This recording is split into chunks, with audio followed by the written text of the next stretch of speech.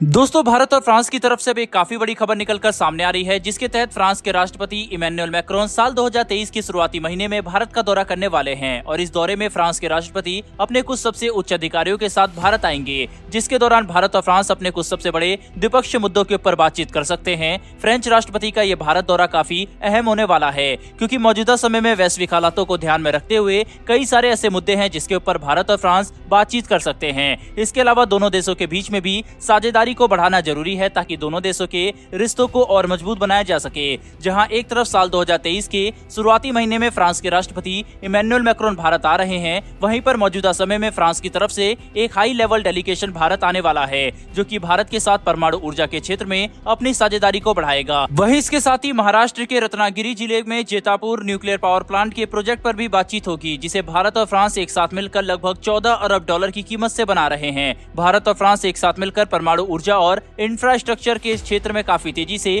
काम कर रहे हैं, जिसके तहत भारत और फ्रांस एक साथ कई अलग अलग प्रोजेक्ट को बनाने में जुटे हुए हैं, जिनसे भारत को काफी ज्यादा फायदा होने वाला है। इसके अलावा जब फ्रांस के राष्ट्रपति भारत आएंगे, तब सबसे बड़ा मुद्दा रक्षा के क्षेत्र में साझेदारी को बढ़ाने का होगा, जिसके तहत वायुसेना के लिए 114 फाइटर विमान, नौसेना के लिए 57 फाइटर जेट और परमाणु सबमरीन की तकनीक जैसे बड़े प्रोजेक्ट के ऊपर बातचीत की जाएगी। पिछले कुछ सालों में भारत और फ्रांस की साझेदारी रक्षा के क्षेत्र में काफी ज्यादा मजबूत हुई है। न कि केवल दोनों देश एक दूसरे के साथ कई अलग अलग हथियार और रक्षा उपकरणों का आयात और निर्यात कर रहे हैं, बल्कि अंतर्राष्ट्रीय स्तर पर भी एक साथ मिलकर काम करने के लिए पूरी तरह से तैयार है। लेकिन भारत और फ्रांस के बीच में रक्षा संबंधों को असली ताकत तब मिली जब भारत ने फ्रांस से 36 राफेल फाइटर जेट खरीदे। वहीं उसके बाद फ्रांस भारत के 114 और 57 फाइटर विमानों के टेंडर में उतर गया, जिसने भारत और फ्रांस के लिए रक्षा क्षेत्र में साझेदारी की संभावनाओं को और ज्यादा बढ़ा दिया। अगर भारत फ्रांस से 114 फाइटर विमान खरीद लेता है, तो भारत के पास राफेल फाइटर जेट की कुल संख्या 150 से भी ज्यादा हो जाएगी। वहीं इसके अलावा भारतीय नौसेना भी अगर राफेल विमानों को चुनती है, तो हम कुल मिलाकर 200 से भी ज्यादा राफेल इस्तेमाल कर रहे होंगे। ऐसे में फ्रांस भारत को राफेल फाइटर विमानों की 100% तकनीक और असेंबली लाइन भी देने के लिए तैयार है। इसके अलावा फ्रांस भारत को इन फाइटर विमानों की MRO फैसिलिटी भी देगा, जिससे भारत को अपने राफेल फाइटर विमानों की मेंटेनेंस, रिपेयर और ओवरहॉल के लिए फ्रांस पर निर्भर नहीं रहना पड़ेगा, जो कि हमारी आत्मनिर्भरता के लिए काफी अच्छा है। लेकिन सबसे अच्छी बात तो यह है कि फाइटर विमानों के क्षेत्र में भारत और फ्रांस की साझेदारी केवल बायर सेलर रिलेशनशिप तक ही सीमित नहीं रहने वाली, बल्कि भारत और फ्रांस ने इस बात के ऊपर भी चर्चा शुरू कर दी है कि फ्रांस को राफेल विमानों के अगर अधिक ऑर्डर मिलते हैं, तो इन विमानों की मैन्युफैक्चरिंग भारत के अंदर शुरू की जाएगी और तब भारत से इन फाइटर विमानों को दूसरे देशों को सप्लाई किया जाएगा। इसके अलावा हमारे रीजन में जितने भी देश राफेल विमानों का इस्तेमाल करेंगे, उनकी मेंटेनेंस, रिपेयर और ओवरऑल के साथ साथ स्पेयर पार्ट्स की सप्लाई का काम भी भारत ही देखेगा, जो कि फ्रांस के ऑफर को काफी आकर्षक बना देता है। इसके अलावा फ्रांस भारत के लिए परमाणु पनडुब्बियों का भी निर्माण करना चाहता है, जिसके लिए दोनों देश इमैनुअल मैक्रोन के भारत दौरे के समय परमाणु पनडुब्बियों के न्यूक्लियर प्रोपल्सन के ऊपर बातचीत कर सकते हैं, जो कि परमाणु पनडुब्बियों का निर्माण करने में सबसे अहम कंपोनेंट है। भारत आने वाले समय में काफी बड़ी संख्या में परमाणु पनडुब्बियों को अपने नौसैनिक बेड़े में शामिल करने वाला है, और अगर फ्रांस के साथ भारत मिलकर इन्हें बनाता है,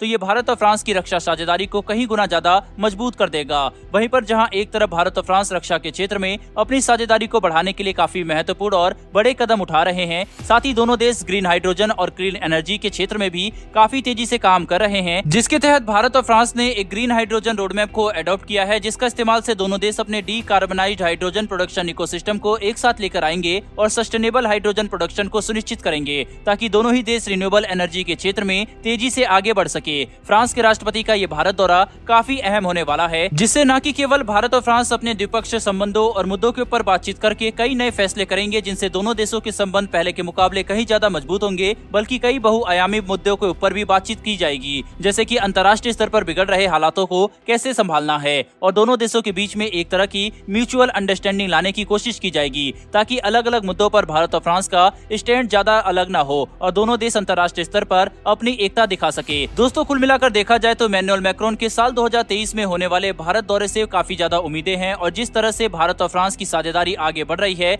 ये बात समझना ज्यादा मुश्किल नहीं है कि फ्रेंच राष्ट्रपति के दौरे के समय दोनों देश कई महत्वपूर्ण फैसले एक साथ मिलकर ले सकते हैं, जिनसे दोनों देशों के संबंधों को एक नया उछाल मिलेगा। वहीं पर इस दौरे पर अमेरिका और ब्रिटेन जैसे देशों की भी नजर टिकी होगी, क्योंकि कई सारी डील भारत इन देशों से भी कर सकता है, लेकिन हो सकता है कि वे डीलें फ्रांस की तरफ चली जाएं। बहरहाल दोस्तों, इस वीडियो में इतना ही, लेकिन भारत और फ्रांस की इस दोस्ती के लिए कमेंट बॉक्स में एक जय हिंद जरूर लिखिएगा। साथ ही अगर आपको हमारी वीडियो पसंद आई हो, तो वीडियो को लाइक करके हमारी आने वाली डिफेंस और वर्ल्ड अफेयर से जुड़ी डेली ऐसी वीडियो के लिए चैनल को सब्सक्राइब करके बेल नोटिफिकेशन को अवश्य दबा लें। फिर मिलेंगे ऐसी एक नई वीडियो के साथ। धन्यवाद। जय हिंद।